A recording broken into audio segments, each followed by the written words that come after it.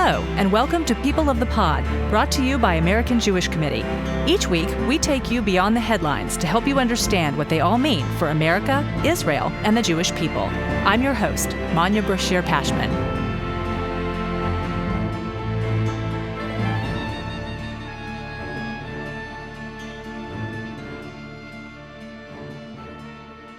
In December, Israel closed its embassy in Dublin, accusing the Irish government of extreme anti-Israel policies, anti-Semitic rhetoric, and double standards. Meanwhile, the small Jewish community in Ireland, numbering nearly 3,000, has faced antisemitism in the streets. With us now to discuss the situation in Ireland and his meeting with the Irish Prime Minister last week is AJC's Director of International Jewish Affairs, Rabbi Andrew Baker, who also serves as the personal representative on combating anti-Semitism in the Organization for Security and Cooperation in Europe. Andy, welcome to People of the Pod. Great to be here, Manya. So this situation did not develop overnight. Can you take our listeners back to the first clues that the relationship between Israel and Ireland was deteriorating? Ireland has a small Jewish community, perhaps about 3,000 people. And a significant number of them, maybe upwards toward 1,000, also people with Israeli citizenship who moved to Ireland to work there with a number of the social media tech companies based in Ireland. Over the years, and certainly even predating October 7th, in Ireland, there's been a fairly high degree of anti-Israel animus. It's not dissimilar to what we may find in a number of other Northern European countries. They view the political scene in the Middle East through a certain prism that creates and maybe amplifies this form of animus. But that said, there have also been, I think, issues between this community and government policy, even as it's reflected in ceremonies marking Holocaust remembrance in Ireland. In many cases, the particular focus in that history of what happened to the Jewish people in Europe during World War II, the genocide of the Holocaust, while there may be commemoration events in principle to mark it, they've really, in many ways, washed out the Jewish nature of that. In 2016, I was an invited speaker to the official Holocaust Commemoration Day in Ireland. Almost the entire focus was on the refugees at the time coming in from North Africa and the Middle East. I was actually the only person who spoke the word antisemitism at that event. You also had an effort through legislation to really separate out Israel, the occupied territories as they understood it, and the name of this bill that was passed by the legislature was called the Occupied Territories Bill, which sought to separate Israel, at least the territories commercially, from Ireland, but it would have a very onerous impact, frankly, on anyone, certainly members of the Jewish community, who would choose to visit Israel. If they purchased a kippah in the old city of Jerusalem, brought it back with them to Ireland, under this law, if it were enacted, they could literally be arrested for that action. So I think also at the time I made a visit there in 2019 in my OSC role, Israel was preparing to host the Eurovision Song Contest in Tel Aviv. And there was a very public campaign in Ireland to boycott the Eurovision contest, advertisements calling for this on the side of buses, people in the state media already indicating that they were going to refuse to attend. So you had this sort of environment in Ireland, again, a good number of years before what happened on October 7th, which really changed everything throughout Europe. And now there has been a more moderate government recently elected in Ireland. Prime Minister Micheál Martin was in the United States last week in Washington, D.C., and you actually met with him when he was here, correct? That's correct. Did you share some of these concerns? Did you address, for example, the Occupied Territories Bill with him? Yes, we spent a bit over an hour together. I was joined also by Marina Rosenberg from the ADL. Our two organizations met. There was some initial plans that other organizations would also participate, but in the end, it was the two of us. One of the most significant issues that has arisen, it's partly why Israel closed its embassy, was the fact that Ireland has joined with South Africa in the charges brought before the ICJ, the International Court of Justice, accusing Israel of genocide. So our goal at this meeting was to raise a number of these issues, including the status of the Occupied Territories Bill, but also really to impress on him that the community itself was feeling sieged, if you will, by these developments. And so we wanted him to understand that the anti-Israel animus, which at times crosses over to a form of anti-Semitism, has had a direct impact on the Jews in Ireland. It also was brought to the fore only this past January at this year's International Holocaust Remembrance event. Michael Higgins, the Irish president, spoke, even though the Jewish community had actually urged that he not be given a platform. He used the opportunity to focus on the suffering of Palestinians in Gaza. And again, by that, drawing an analogy between Israel, between the Jewish experience during the Holocaust and somehow Israel's treatment of Palestinians today. So this too was an issue we brought up with the prime minister. But this prime minister has made some overtures to address anti-Semitism, right? I mean, his administration, for example, just announced it was adopting the working definition. Yes, in fact, several weeks before coming to Washington, the prime minister did announce that Ireland would accept the International Holocaust Remembrance Alliance, the IHRA, working definition of anti-Semitism. And we also have a set of global guidelines that's, I think, over 30 countries now have adopted that lay out measures that government should take. So we did, of course, discuss this with the prime minister. He indicated to us that he was in the process of appointing a national coordinator, someone who could sort of oversee the development of national strategy to combat anti-Semitism. This is a very important step. By the way, it's one that almost all, with only a couple of exceptions, EU member states have already done. So it is good that Ireland is doing this. Of course, it comes quite late to the game in this. The IHRA definition is very important because it offers old and new examples of anti-Semitism. And to digress only for a moment, this IHRA definition began as the definition endorsed, presented by the European Monitoring Center on Racism and Xenophobia already 20 years ago. And in my AJC role at that time, I worked closely with the EUMC in the drafting and the adoption of that definition. And notably, it speaks about anti-Semitism related to Israel.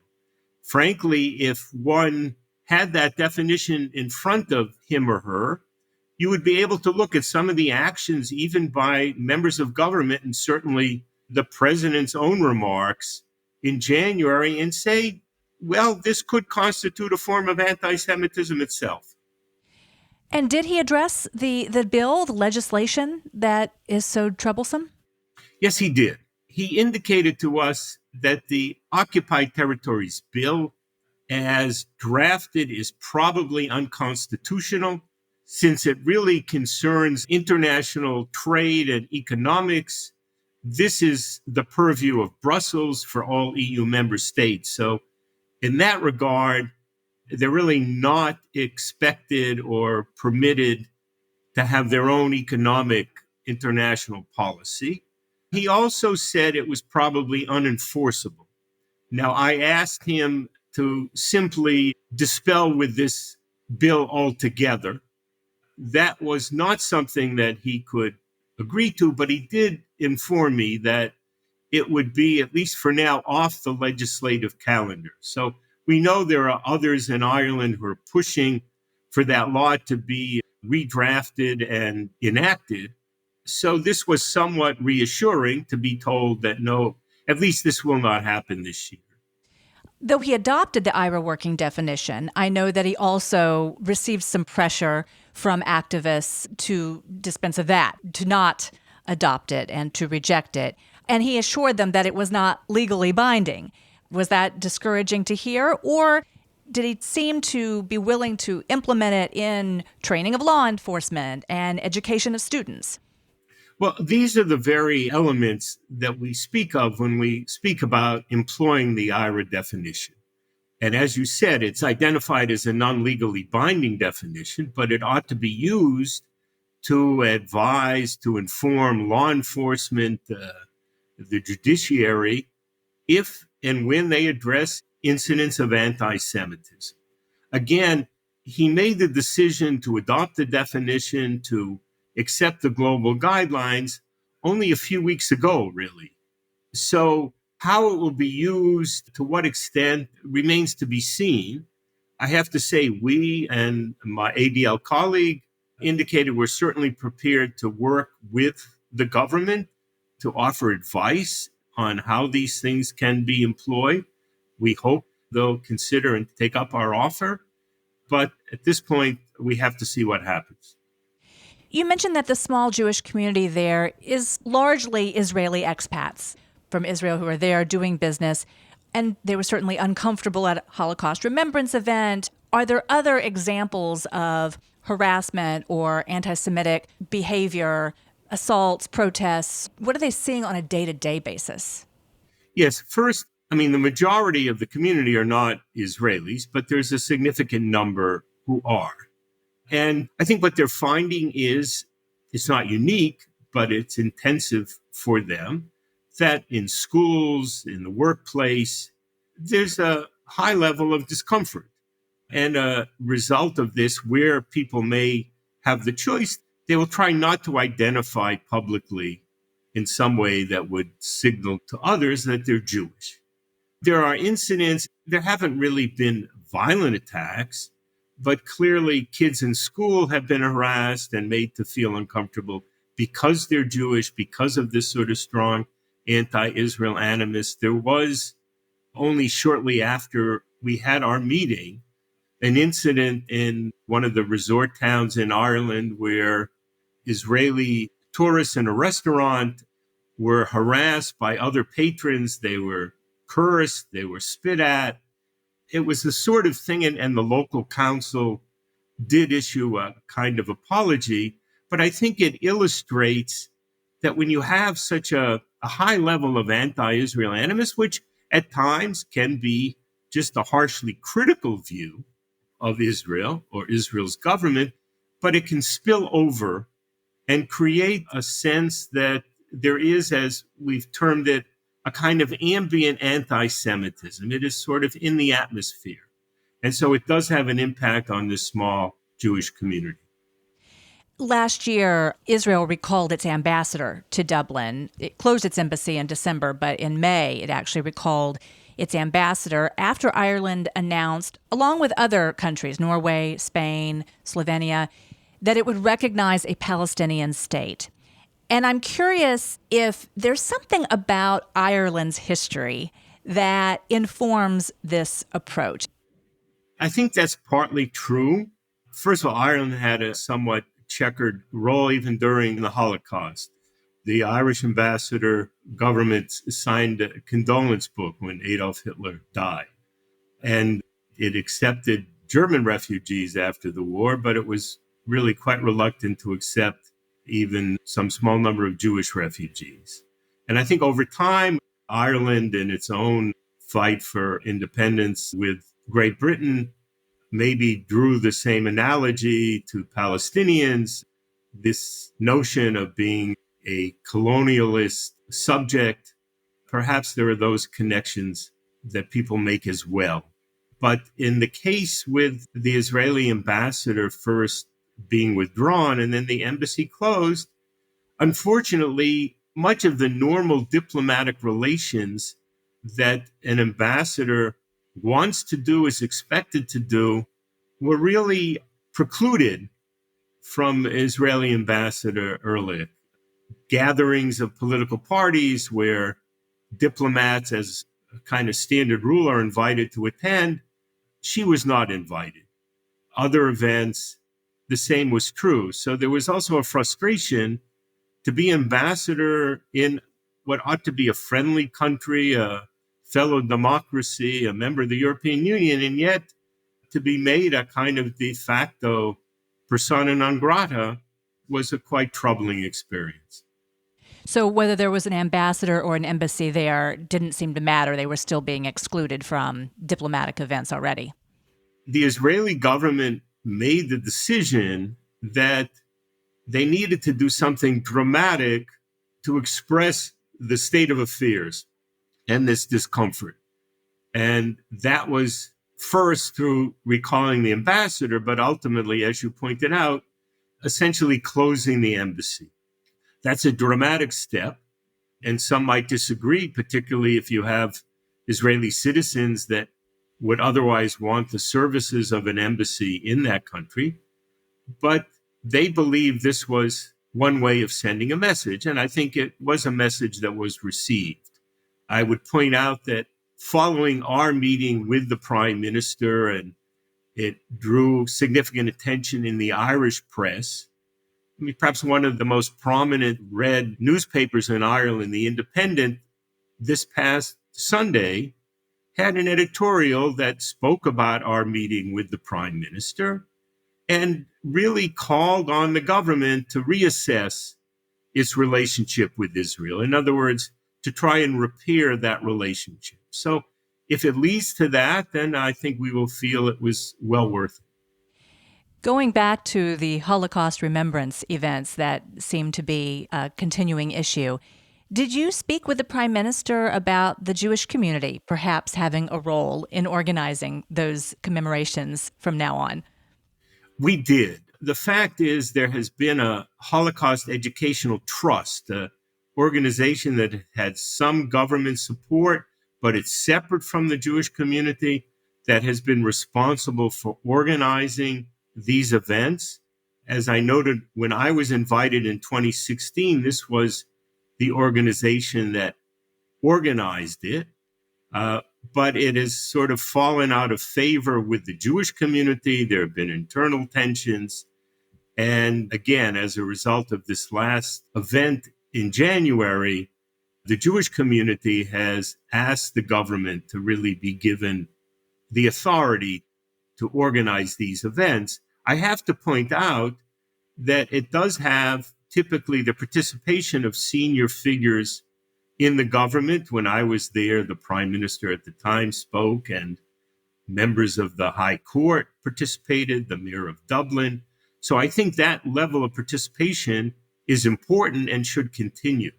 But I think the problem we're seeing is that even that history is being instrumentalized. So we need to be certain that doesn't continue. Andy, a number of Jewish leaders declined to meet with Prime Minister Martin, given the tension and animosity Jews in Ireland have been facing. Why did you meet with him? AJC sees itself as playing an important diplomatic role, not simply with Ireland, but with various countries. And while some other organizations felt in the end they should not participate because by not talking to the Irish Prime Minister, that was sending a message, our approach is rather quite the opposite. It's important to talk. I'm not sure that it's always the easiest conversations, and the results may not always be all that we would hope them to be. But I want to say we're in this for the long haul. We've been back and forth to Ireland with other countries, of course, as well over the years. We hope that those visits and these meetings will continue. Frankly, it's only by this kind of ongoing engagement, I believe, that we can really make a difference. And that's what we're all about. Well, Andy, thank you so much for joining us. You're welcome, Mike. If you missed last week's episode, be sure to tune in for my conversation with former Israeli hostage Shoshan Haran, who was held in Gaza for 50 days after the Hamas terror attack on October 7th, 2023. She shared her harrowing story of survival and resilience and how she held on to hope that her son-in-law, Tal Shoham, would return to their family, which he finally did after more than 500 days in captivity. Thank you for listening. This episode is brought to you by AJC. Our producer is Atara Lakritz. Our sound engineer is TK Broderick. You can subscribe to People of the Pod on Apple Podcasts, Spotify, or Google Podcasts, or learn more at ajc.org/peopleofthepod. The views and opinions of our guests don't necessarily reflect the positions of AJC. We'd love to hear your views and opinions or your questions. You can reach us at peopleofthepod@ajc.org.